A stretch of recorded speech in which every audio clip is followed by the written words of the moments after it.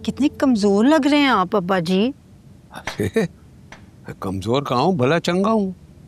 हाँ हाँ, अब तो रोज ये भाई साहब के साथ वॉक पे जाते हैं तुम्हारे अब्बा जी। हाँ।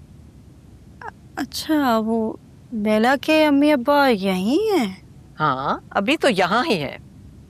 नजर नहीं आ रहे। डॉक्टर के पास लेके गई हैं जुबिया भाई साहब को, थोड़ा पेट खराब है। वैसे बड़ी चालाक है आपकी बहू, अपने माँ बाप को भी यहीं अपने पास रखा हुआ है और नौकरी की भी इजाजत ले ली आपसे। अरे चलो तुम अपना सुनाओ कि ट्रिप कैसा गुजरा। बस ठीक था। वैसे मेरा सारा ध्यान तो आप ही की तरफ लगा रहा। मैं होती ना तो कभी आपको यहाँ ना आना पड़ता, साथ ले जाती आपको अपने घर। फिर तुम्हारी सास भी यही कहती कि बहू बहुत चालाक है, माँ बाप को अपने घर ले गई है। आप कुछ बदल से गए हैं अब्बा जी? बदला नहीं हो, कुछ बातें समझ में आ गई हैं। दूसरों पर तनकीद करते हुए हम ये भूल जाते हैं कि कभी ना कभी हम भी इसी मकाम पर थे, लिहाजा बात सोच समझ कर करनी चाहिए।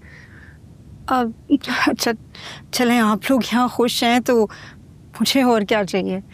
वैसे कुछ बताना था आपको। क्या? वो जीशान का एक्सीडेंट हो गया था। क्या हुआ जीशान को? कैसा है वो? कैस की माँ, हौसला करो, पूरी बात बताओ।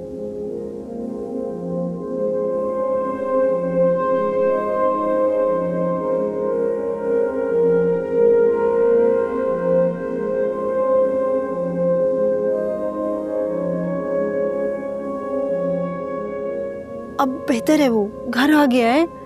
आप लोग परेशान ना हो। अल्लाह तेरा शुक्र है।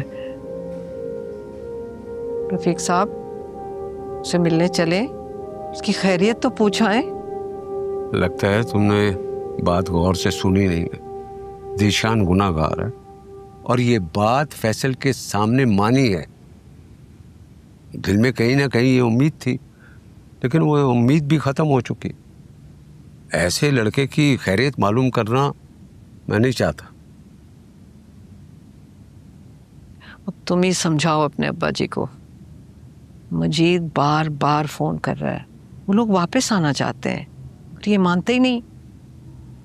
तरस गई हूं अपने बच्चों से मिलने को। अब्बा जी माफ कर दें, अम्मी जी की खातिर। माफ तो कब का कर चुका हूँ। जो सबक सीखने के लिए निकला है वो सीख कर ही लौटे।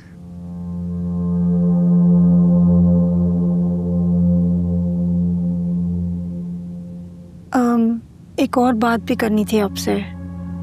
करो। कैस। अब क्या कह दिया कैस ने? यकीन तो मुझे भी नहीं आ रहा था कि कैस ऐसा कर सकता है, मगर अकमल कह रही है उन्होंने खुद अपनी आंखों से देखा है। खुदाया, जब से आई हो बुरी खबरें ही सुना रही हो। अब क्या कर दिया कैस ने? कैस की माँ, तुम्हें तो बहाना चाहिए बस परेशान होने का। पहले बात तो सुनो।